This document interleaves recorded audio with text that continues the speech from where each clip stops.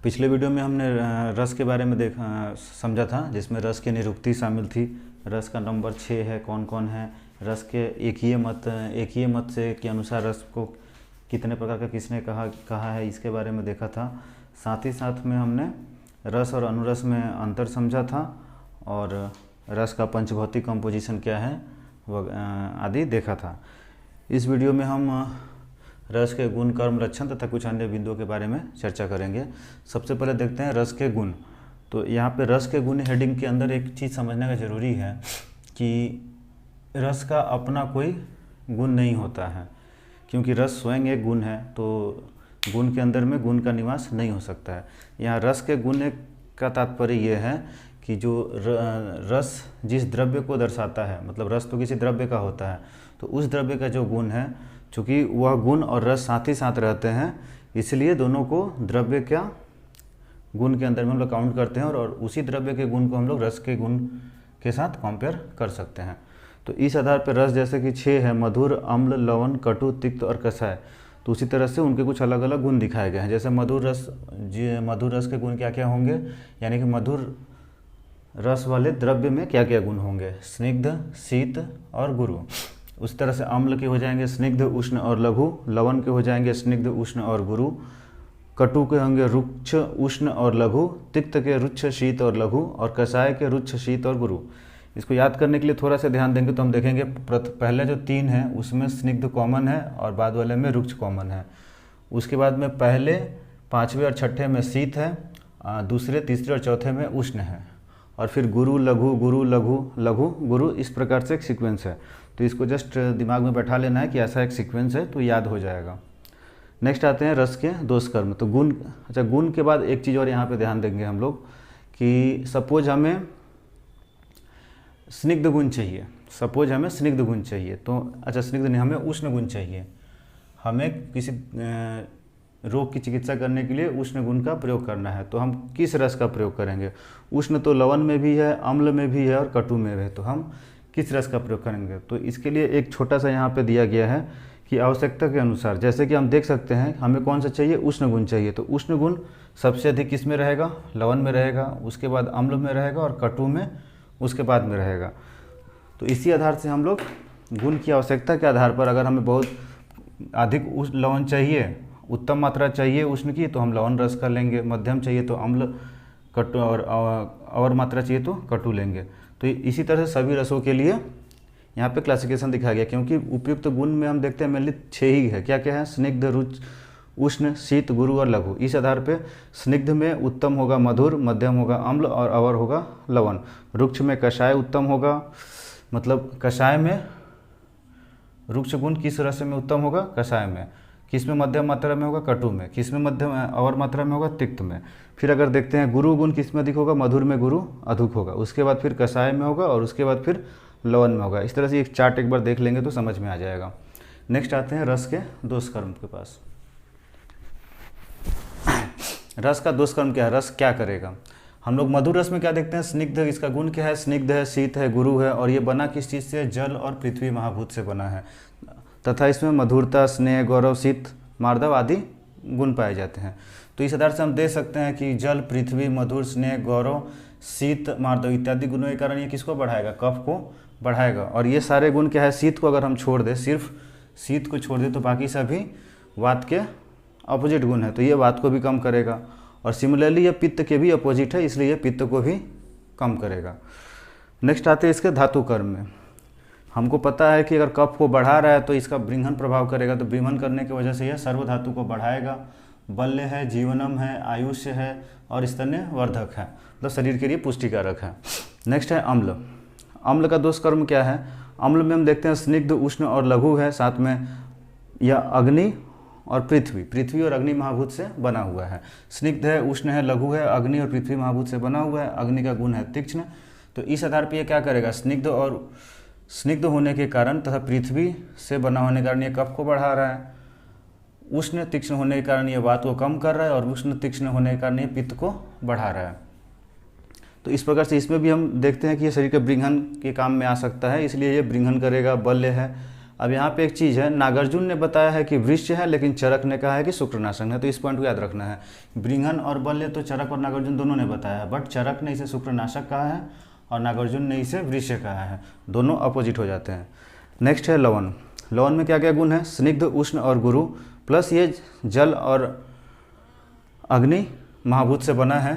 तो यहाँ पे देखिए स्निग्ध गुरु कफ को बढ़ाएगा, उष्ण है अग्नि महाभूत से बना है, पित्त को बढ़ाएगा, लेकिन गुरु, स्निग्ध, उष्ण ये सारे वायु के अपोजिट है, इसलिए वात को कम करेगा। अभी इसका जो कर्म है धातुओं के ऊपर में, वो धातु का नाश करेगा, बल नाश करेगा और शैथिल्यकरण करेगा। नेक्स्ट है कटु। कटु में क्या है? रुक्ष, उष्ण, लघु, वायु और अग्नि। वायु और अग्नि तथा इसमें तीक्ष्ण, अग्नि की वजह से तीक्ष्ण और विशद गुण भी पाया जाता है। तो चूंकि अग्नि है, तीक्ष्ण गुण है, उष्ण गुण है, तो ये पित्त को बढ़ाएगा। रुक्ष गुण है, लघु गुण है और वायु है, वात को बढ़ाएगा, अतः अल्टीमेटली ये कफ को कम करेगा। इसका धातु कर्म क्या हो गया? धातु नाश करेगा, लेखन करेगा और यह अवृष्य होगा। नेक्स्ट आ गया तिक्त। तिक्त में गुण क्या है? रुच्छ, शीत, लघु, वायु और आकाश। यहीं से समझ में आ रहा है कि ये वात को क्या करेगा? बढ़ाएगा। रुक्ष भी है, शीत भी है, लघु भी है, वायु और आकाश महाभूत से बना है, तो वायु को बढ़ाएगा और पित्त और कफ को कम करेगा। तो इसका धातु के ऊपर प्रभाव भी क्या होगा? वायु को बढ़ा रहा है तो लेखन होगा, अवृष्य होगा। और ये मेनली यहाँ पे एक पॉइंट याद रखना है कि मेद, मांस, मेद, वसा, मज्जा और लसिका का शोषण करता है। नेक्स्ट आ गए हम कषाय में। कषाय क्या है? रुच्छ है, शीत है, गुरु है, वायु और पृथ्वी से मिलकर बना है। तो इससे रुच्छ, शीत, गुरु है, पृथ्वी से मिलकर बना है, रुच्छ है, शीत है, तो वायु को बढ़ा रहा है। शीत और गुरु होने से पित्त को कम करेगा और रुच्छ, विशद, विष्टम्भी होने से कफ को कम करेगा। यह कार्य क्या करेगा? लेखन और सर्वधातुओं का शोषण करेगा। तो ये हो गया रस के गुण, रस के दोष कर्म और रस के धातु कर्म, षड रसों के। नेक्स्ट रस का मल कर्म क्या है? मल कर्म के लिए हम रसों को 3 भागों में बांट देते हैं। एक है स्निग्ध रस और दूसरा है रुक्ष रस। स्निग्ध रस क्या है? मधुर, अम्ल, लवण। और रुक्ष रस क्या है? कटु, तिक्त, कषाय। तो स्निग्ध रस क्या करेंगे? सृष्टविन, मूत्र, मारुता। ये क्या करेगा? वायु का अनुलोमन करेगा और मूत्र और पुरुष को बढ़ाएगा। और रुच्छ गुण कटु, तिक्त, कषाय क्या करेगा? वायु का अनुलोमन नहीं करने में सहायता करेगा और मूत्र और पुरुष को मात्रा को कम करेगा, उसमें बद्ध करेगा उसको। एक सेकंड।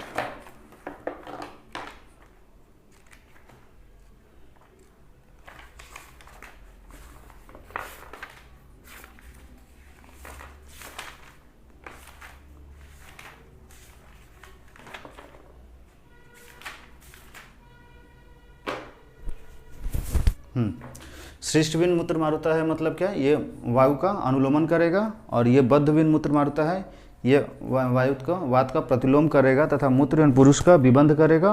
और स्निग्ध गुण मूत्र और पुरुष को उत्सर्ग करने में सहायता करेगा। नेक्स्ट आते हैं रसों का लक्षण। ये थोड़ा तो इसमें समझने लायक कुछ नहीं है, बस याद करना है कि अगर हम रसों का सेवन करते हैं तो हमें क्या क्या लक्षण मिलेंगे। जैसे अगर हम मधुर रस का सेवन करेंगे तो हमारे शरीर में क्या लक्षण प्राप्त होंगे। तो स्नेहन है, सभी को पता है स्नेहन क्या है? तर्पण, आहितकर, मार्दवकर, मुखलेप, कफजनन और षटपद, पिपलिका आदि का अभिष्टम। स्नेहन मतलब शरीर में स्निग्धता बढ़ेगा, तर्पण होगा, कोमलता आएगी, मुखलेप मतलब कवरिंग, क्वेटिंग टाइप से मुख में समझ में आएगा, कफ को वृद्धि होगी। और पिपलिका, मधुर रस जहाँ भी रहेगा वहाँ पे पिपलिका आदि क्या होता है? जमा हो जाते हैं। नेक्स्ट है अम्ल। अम्ल के सेवन से सिंपली आप इसको प्रैक्टिकली कोरिलेट कर सकते हैं कि दंत हर्ष होगा, प्रस्राव होगा, लालास्राव अधिक होगा, स्वेदन होगा, मुख शोधन होगा, रोचन होगा, नेत्र भ्रू निकोचन। जब भी हम कुछ अम्ल खाते हैं तो हमारा आँख और मुख निकोचन जैसा होता है, मूत्र भ्रू निकोचन हो गया। मुंह कंठ में दाह होगा, हृदय होगा और रोमांचकर होगा। यहाँ रोमांचकर से मतलब हमारा लोम का खड़ा हो जाना, इस टाइप से कुछ है। नेक्स्ट है लवण। लवण रस क्या होता है? जैसे ही मुंह में लेंगे शीघ्र ही क्या होगा? विलयन हो जाएगा, क्लेदन करेगा, मार्दवकर होगा, रोचन होगा, मुख, गला और कंठ में विदा उत्पन्न करेगा। कटु से क्या होगा? कटु जैसे हम उसका सेवन करेंगे तो रचना को उत्तेजक की तरह कार्य करेगा और साथ में मुख, नासा और नेत्र, मुख और नासा में दाह होगा और नेत्र स्राव होगा तथा सुरसूल होगा। तिक्त क्या है? तिक्त का एक खासियत ये है कि ये अरुचिकर है, मतलब ये खाने में अच्छा नहीं लगता है, परंतु इसको खाने से क्या होता है, यह खाने के प्रति रुचिकर भाव पैदा करती है। और इसको सेवन करने से मुख वैशद होगा, कंठ शोधन होगा, मुख शोषक हो, मुख में शोष करेगा, शैत्य करेगा इत्यादि। नेक्स्ट है कषाय। कषाय से क्या होगा, जिह्वा में वैशद, स्तंभ, जाडे तथा कंठ में स्तंभ उत्पन्न करता है। स्तंभ मतलब क्या होगा, कंठ में स्तंभन हम लोग का कर्म पढ़े ना कि मतलब ड्राइनेस टाइप से कुछ होगा। मुख शोधन, कफ नाश करेगा और गौरव कर करेगा। तो ये रसों का लक्षण है, इसमें मेनली याद ही करना है, समझने लायक उतना कुछ है नहीं। नेक्स्ट हम एक और कैटेगरी देखेंगे कि कोपक रस क्या है और सामक रस क्या है। जैसा हमने देख लिया कि कोपक रस यहाँ पे दो रस का दोषकर्म जो है, कफ को बढ़ा रहा है, वात को बढ़ा रहा है, पित्त को कम कर रहा है वगैरह वगैरह, इसी के आधार पे कोपक रस है। 3 प्रकार के, वात कोपक, पित्त कोपक और कफ कोपक। सामक रस है वात सामक, पित्त सामक और कफ सामक। वात कोपक कौन है, कटु तिक्त कषाय। पित्त कोपक है कटु अम्ल लवण। कफ कोपक है मधुर अम्ल और लवण। अब जो कफ को कम करेगा वह कफ को बढ़ाएगा वह वात को कम करेगा, मधुर अम्ल लवण। जो वात को बढ़ाएगा वो कफ को कम करेगा, कटु तिक्त कषाय। और पित्त कोपक जो है उसके अपोजिट वाले पित्त सामक होंगे, कषाय, तिक्त और मधुर। इस कोपक रस और सामक रस में कुछ अपवाद है। अच्छा, एक अपवाद और हमने छोड़ दिया था, ये जो हम लोग रसों का गुण बताया, स्निग्ध रुचि इत्यादि, इसमें कुछ अपवाद है। जैसे औदक और अनुपमांस क्या होते हैं, मधुर होते हैं। तो मधुर होने से इनमें क्या, इसमें शीत गुण होना चाहिए था, बट ये उष्ण होता है। आम्लकी अम्ल है, तो अम्ल में क्या स्निग्ध उष्ण लघु होना चाहिए, बट आम्लकी शीत है। सेंधव लवण, सेंधव क्या लवण है, तो इसे उष्ण होना चाहिए, बट सेंधव लवण उष्ण नहीं है। पिपली कटु है, तो इसे रुक्ष उष्ण और लघु होना चाहिए था, बट ये स्निग्ध और गुरु है। इसी तरह से काफ़ी सारे अपवाद है इस फैक्टर के, और सिमिलरली यही अपवाद कोपक रस और सामक रस के लिए भी आ जाते हैं। इसमें भी कुछ ना कुछ अपवाद हमें मिल जाते हैं। एक चीज़ और यहाँ पे रह गया, रस भेद विकल्प। याद रखना है, रस भेद विकल्प कितने हैं, 63। ये क्या है, जैसे हम लोग एक रस से एक रस को अलग अलग अगर पेयर बनाए तो 6 रस हो जाएंगे। अब 2 जोड़ के करते हैं, जैसे मधुर प्लस अम्ल, अम्ल प्लस कटु, इस तरह से पेयर बनाएंगे तो 1 रस से 6 बनेंगे, 2 रस से 15, 3 रस से 20, 4 रस से 15, 5 रस से 6 और 6 रसों से 1, और टोटल रस का भेद विकल्प हो जाएगा 63। ये रस का कुछ गुण कर्म लक्षण इत्यादि थे। रस के लिए एक और वीडियो में रस कंप्लीट हो जाएगा। Thank you.